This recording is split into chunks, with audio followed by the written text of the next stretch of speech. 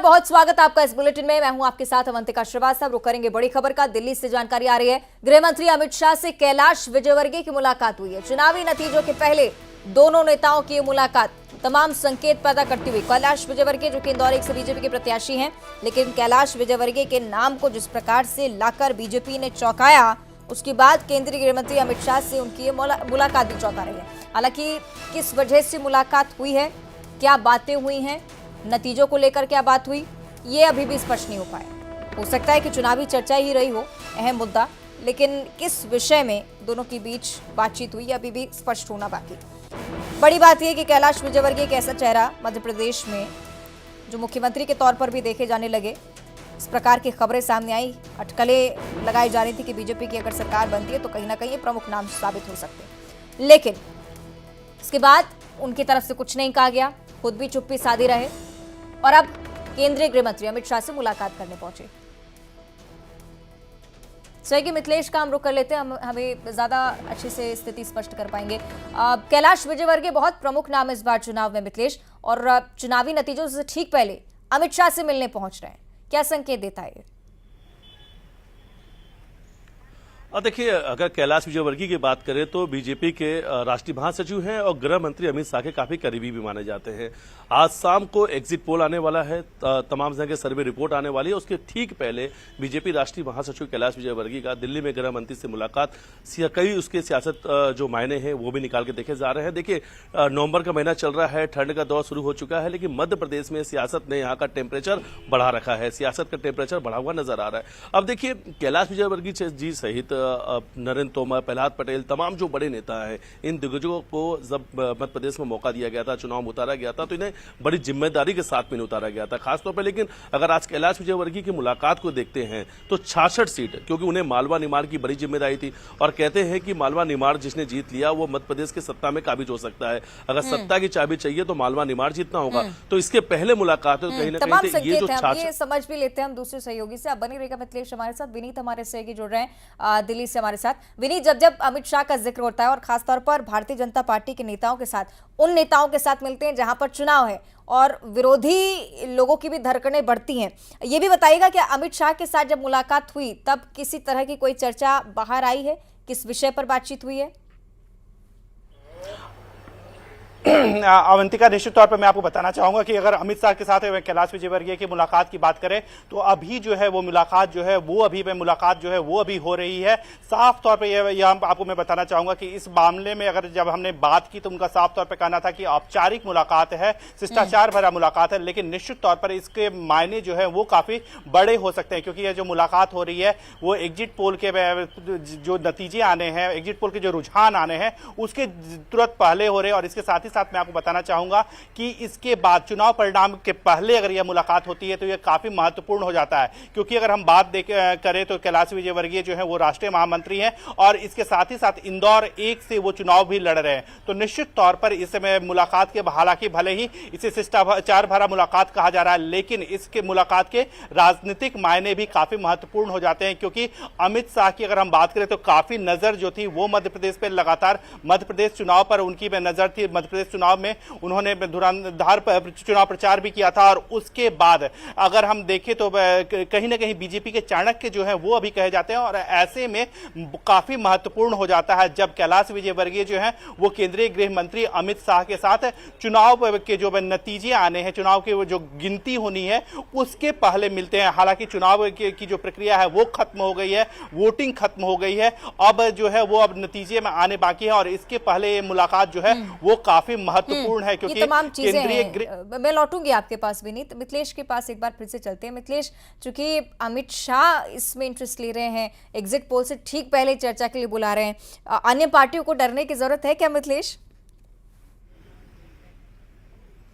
देखिए, अगर मुलाकात की बात की जाए तो जैसा अपने सहयोगी दिल्ली से बता रहे थे कि जब राजनीति का दौर चल रहा है, जब चुनाव चल रही है, तो उस वक्त में ये जो मुलाकात है इसके मायने काफी खास हो जाते हैं। उसमें भी जिन्हें राजनीति का चाणक्य का कहा जाता है, अगर अमित शाह से बीजेपी के राष्ट्रीय महासचिव कैलाश विजयवर्गीय की मुलाकात हो तो ये मुलाकात अपने आप में खास है, क्योंकि हमने हरियाणा चुनाव से लेकर पश्चिम बंगाल तक कैलाश विजयवर्गीय का लीडरशिप देखा है कि किस तरीके से वो मैनेजमेंट में माहिर है, उनका जो मैनेजमेंट है वो किस तरीके से काम करता है। तो दूसरी तरफ चाणक्य है और जो दूसरी तरफ मैनेजमेंट में माहिर है राष्ट्रीय महामंत्री। तो इन दोनों लोगों की दो लोगों की जो मुलाकात है उसके सियासी जो मायने हैं वो काफी अहम हो जाते हैं, काफी खास हो जाते हैं और वो मायने कहीं ना कहीं कुछ संकेत भी देते हैं। लेकिन देखिए फिर से मैं कहूंगा विधानसभा 1 से कैलाश विजयवर्गीय खुद इस बार मैदान में थे, लेकिन 1 नंबर से चुनाव नहीं लड़ रहे थे। 66 सीट की बड़ी जिम्मेदारी थी। 66 सीट के लिए खासतौर पर अमित शाह का जो गृह मंत्री है उनका फोकस था। वो लगातार यहां पे उन्होंने दौरे किए, यात्राएं की, आम सभा को संबोधित किया और इस फोकस को काफी खास मैं इसलिए माना जाता है कि अगर मध्य प्रदेश को जीतना है तो इन 66 सीटों पर आपको लीड लेना पड़ेगा। लेकिन 2018 के चुनाव की बात करते हैं तो कांग्रेस ने इन क्षेत्रों में लीड ली थी।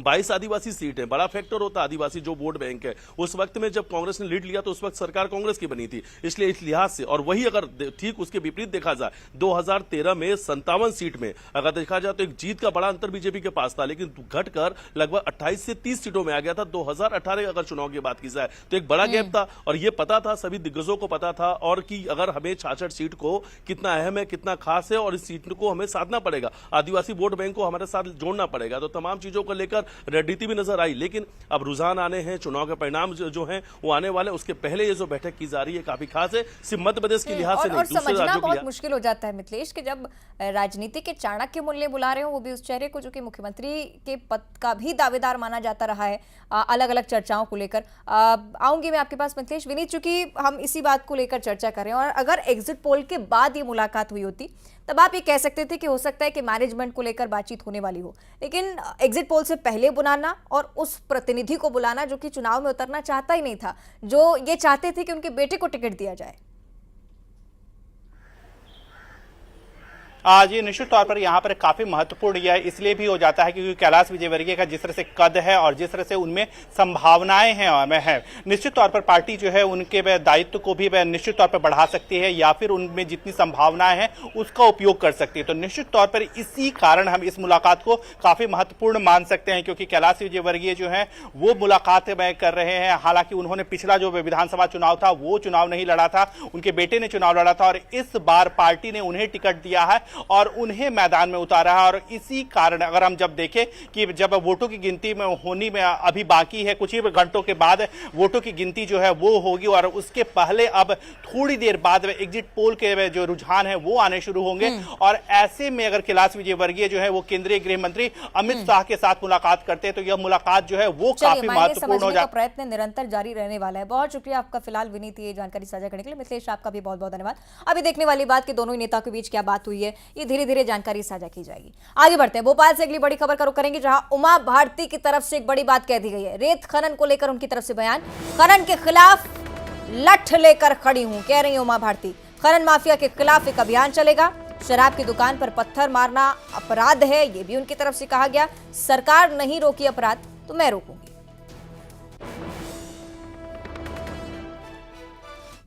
घोषित हो गई शिवराज जी ने की, मैं उनका बहुत सम्मान करती हूँ। उन्होंने बिल्कुल वैसी ही की जैसी होनी चाहिए, लेकिन वैसी लागू नहीं हो पा रही, सिवाय इसके कि अहाते गिर गए हैं। वो ठीक से लागू हो जाए। और खनन का और शराब का संबंध है। ये कहा गया कि खनन से रेवेन्यू लॉस होगा तो आप शराब से खनन से वसूल करिए रॉयल्टी से। मैं तो सरकार का सहयोग कर रही हूँ। आप इसको सरकार विरोधी वक्तव्य मत मानिएगा। मुझे नहीं पता किसकी सरकार होगी, मैं चाहती हूँ मेरी पार्टी की सरकार हो और मैं शिवराज जी का बहुत सम्मान करती हूँ, लेकिन मैं खनन के मामले में अपना कदम पीछे नहीं करूंगी। चर्चा आगे बढ़ाएंगे। सहयोगी शैलेंद्र हमारे साथ जुड़ रहे हैं। शैलेंद्र, उमा भारती जब लठ उठाने की बात करें तो आप ये समझ सकते हैं कि अभियान बहुत लंबा चलने वाला है, क्या संकेत?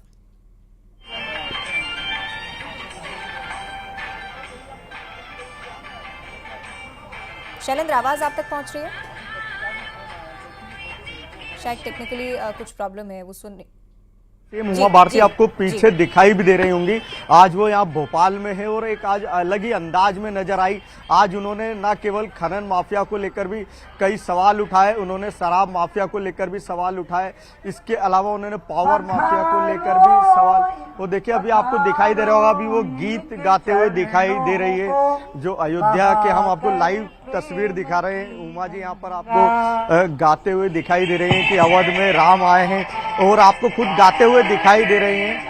और वो आज बड़े ही अलग अंदाज में यहाँ पर मीडिया से बात कर रही हैं। ये खबर भी है कि लोकसभा चुनाव में अपनी दिलचस्पी दिखा रही हैं उमा भारती, इस पर भी बात जरा। जी, उन्होंने चुनाव लड़ने की भी आज बात इच्छा जताई है। और हम क्योंकि उन्होंने बात भी की है तो हम उनसे ही पूछते हैं। दीदी, आज आपने देखिए अभी उन्होंने कहा, लेकिन अभी वो यहाँ पर अभी गीत संगीत के मूड में अभी उन्होंने गाना भी गाया। आज फिर जीने की तमन्ना है, आज फिर मरने का इरादा है। इसके अलावा उन्होंने अभी एक दो गीत और गाए। अवध में राम आए, राम अयोध्या मंदिर को लेकर भी बातें कही, लेकिन वो अब कुछ कहने से बच रही हैं। लेकिन यहाँ सब कार्यकर्ताओं से मिल रही हैं, वो अलग अलग बात कर रही हैं। और उन्होंने आज मध्य प्रदेश सरकार नतीजों को लेकर भी कहा कि मैं चाहती हूँ बीजेपी की सरकार आए, लेकिन क्या होगा मैं अभी ये नहीं बता सकती कि किसकी सरकार आएगी। मतलब थोड़ा सा असमंजस वाली बात भी रही उनकी बातों में। और जब आप ये मुस्कान देखिए उमा भारती के चेहरे पर, तब आप ये समझ सकते हैं कि उनके मन में जरूर कुछ चल रहा है। एक तरफ तमाम बड़ी बातें उनकी तरफ से कही जाती है, हालांकि कहती हैं कि सरकार के पक्ष में ही काम करें, और दूसरी तरफ लोकसभा चुनाव में इच्छा जाहिर करना, पार्टी को भी संकेत देने की कोशिश की टिकट चाहिए। बिल्कुल बिल्कुल, उन्होंने आज बड़ी बात बताई है। देखिए अवंतिका, उन्होंने कहा है कि मैं इस विधानसभा चुनाव के पहले जेपी नड्डा जो राष्ट्रीय अध्यक्ष है उनसे मिली थी, बीएल संतोष जो संगठन महामंत्री है उनसे मिली थी। मैंने उनसे कहा भी था कि मैं चुनाव लड़ना चाहती हूं। इसके पहले उन्होंने बताया भी कि 2019 में उन्होंने खुद मना किया था। एक बड़ी जानकारी आज और उन्होंने दी। उन्होंने बताया कि जो उनके गुरु हैं वो पीएम नरेंद्र मोदी से मिले थे। जब उनकी मुलाकात हुई तो पीएम ने कहा भी था कि उमा गलत इस बार हमें संकट में डाल रही हैं, चुनाव नहीं लड़ रही हैं। ये खुलासा भी आज उन्होंने किया। और उन्होंने कहा कि मैं चुनाव इस बार लड़ना चाहती हूँ। लोकसभा चुनाव के लिए उन्होंने एक इशारा भी किया। और उन्होंने क्या, पार्टी को फैसला लेना है। मैंने 5 साल का ब्रेक लिया था जो हो चुका है, और अब मैं 2024 का लोकसभा चुनाव लड़ने के लिए तैयार हूँ। शैलेंद्र, शायद शहडोल की घटना से भी अवगत हुई हैं, और शायद इसलिए एक विशेष अभियान का जिक्र उनकी तरफ से, पहले शराब के खिलाफ और अब ये खनन माफिया के खिलाफ। बिल्कुल बिल्कुल, आज उन्होंने पटवारी की जो मौत हुई प्रसन्न सिंह की, उस मामले में भी बड़ा सवाल उठाया। उन्होंने कहा मुझे दुख भी है जिस तरह से खनन माफिया मध्य प्रदेश में हावी है, और ये भी कहा कि मैं कुछ भी हो जाए खनन माफिया के खिलाफ हमेशा लड़ाई लड़ती रहूंगी। और उन्होंने जिक्र भी किया, मैं सरकार से या सीएम शिवराज सिंह चौहान से भी ये बात करती रही हूं कि खनन नहीं होना चाहिए, और अवैध खनन के लिए मैं अभी भी लड़ाई जारी रखूंगी। भले ही भाजपा की सरकार आए या कांग्रेस की सरकार आए, मेरी लड़ाई खनन माफिया के खिलाफ, शराब माफिया के खिलाफ और पावर माफिया के खिलाफ जारी रहेगी। उन्होंने आज मंत्रालय को लेकर भी, सरकारी ब्यूरोक्रेसी को लेकर भी कई बड़े सवाल खड़े किए।